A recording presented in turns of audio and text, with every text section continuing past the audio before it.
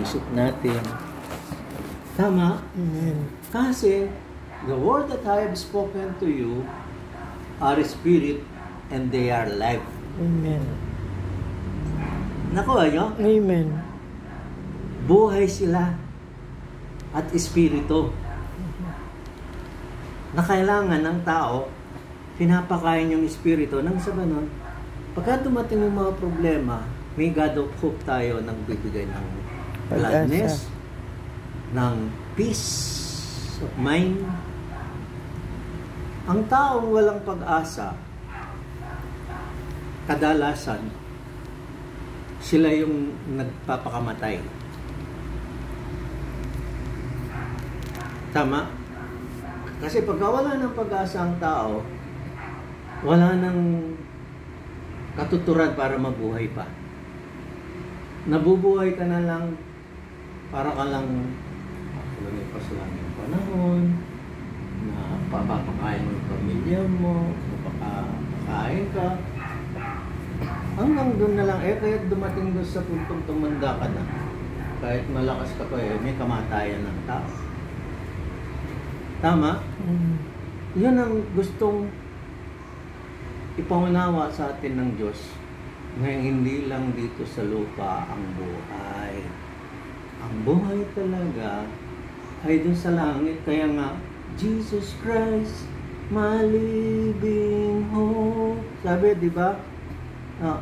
Yung Diyos ang pag-asa natin. No? Meron buhay na walang hanggan na nagdilim. Kaya nga, for God so loved the world that He gave His only begotten Son. Whoever believes in Him shall not perish, hindi mapapahamak. Kasi pagka hindi ka naniwala, hindi mo tinanggap, mapapahamak ka, akala ng tao. Hanggang dito lang yung buhay. Pati yung tinanggap mo man ang Diyos, sa langit ka. Tinanggap mo ang Diyos, sa langit ka. Pero pagka hindi tinanggap mo, akala nyo, doon na lang basta mawawalan ka na ng mabubura na yung isip mo. Mabubuhay ka pa rin pagka Kaya lang pagkagising mo, kung hindi mo tinanggap ang Panginoon, sa impyerno ang gising mo. Yun ang masakit. Yun ang ayaw ng Diyos. Na magugulat ka, masakit para sa Kanya yun. Kaya nga, ganun na lamang ang pag-ibig ng Diyos, binigay niyang kanyang bugtong na anak. Nang sa ganon, hindi tayo mapahamak. Kaya ganun na lang ang ginawa niya. Umiiyak siya nung nananalangin siya. Lord, patawarin mo po sila, hindi nila alam ang kanilang ginagawa. Sabi niya, di ba? Nagsusumamo siya sa Diyos Ama, bagamat siya Diyos. No? Pinapakita niya lang kung gaano kahalaga ng buhay na walang hanggan. Nakuha natin. Kaya may the God of hope fill you with all joy and peace. No? Paano ka fill you with all joy and peace in believing. Okay. Paano ka magbe-believe? Naniniwala. Siyempre, paano ka maniniwala doon sa mga bagay na hindi mo alam? Kung walang magsasalitang paniniwalaan mo. Nagtuturo. Tama? Believe. Naniniwala ako. Anong pinaniniwalaan mo? Dapat alam natin sagot. Nando sa Bible, sino man tumanggap sa Kanya, Lord, hindi ako mapapahamak, may buhay na wala na. Pagka ganon, di ba, you are believing in the Lord Jesus Christ, the way, the truth, and the life. Nakuha natin? No? Truth will set you free. Kaya nga, napipre tayo. Nagkakaroon tayo kapanatagan, anumang oras, at saka dito pa lang, mararanasan na natin ang langit. Kaya nga, yung panalangin na tinuro sa atin ng Diyos, diba, Our Father, who art in heaven, hallowed be your name, hallowed be your name. Purihin ang iyong pangalan, hallowed be your name, pinupuri niya, diba? Your kingdom come, ang kaharian mo dumating dito sa lupa. Parang nasa langit. Dito pa lang, panalangin ng Diyos, maranasan na natin ng taste ng langit, patikim. Diba? Dito pa lang sa kapayapaan na natin habang nag-aaral tayo, patikim pa lang yan. May kapayapaan habang nag-aaral tayo. natitikman natin yung pagmamahal niya na ang sarap pala mag-aral ng salita. Ganun yung panatag na ako. Salamat natanggap ko ang Panginoon. Ay, salamat nakarinig ako ng salita ng Diyos. Salamat, ligtas ko. Di ba? May panatag na nakakaroon kapayapaan ngayon.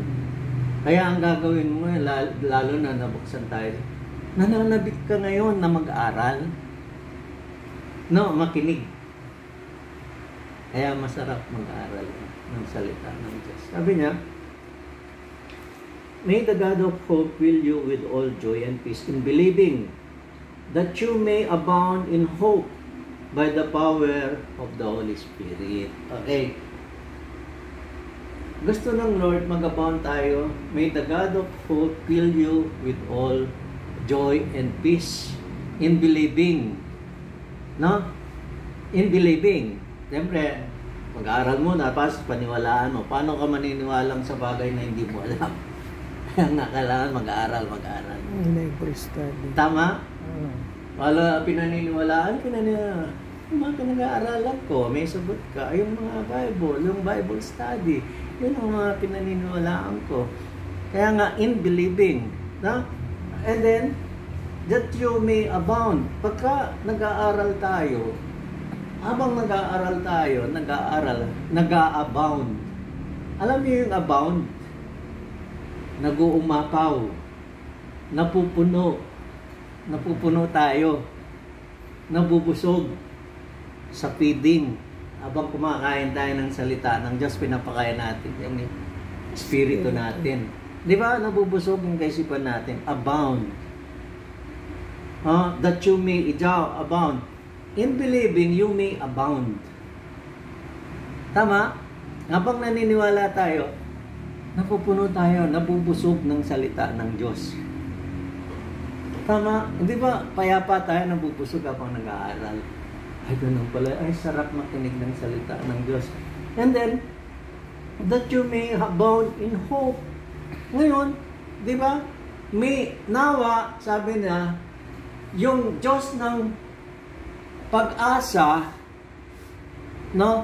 Punuin kayo ng kagalakan at kapayapaan in believing, sabi niya.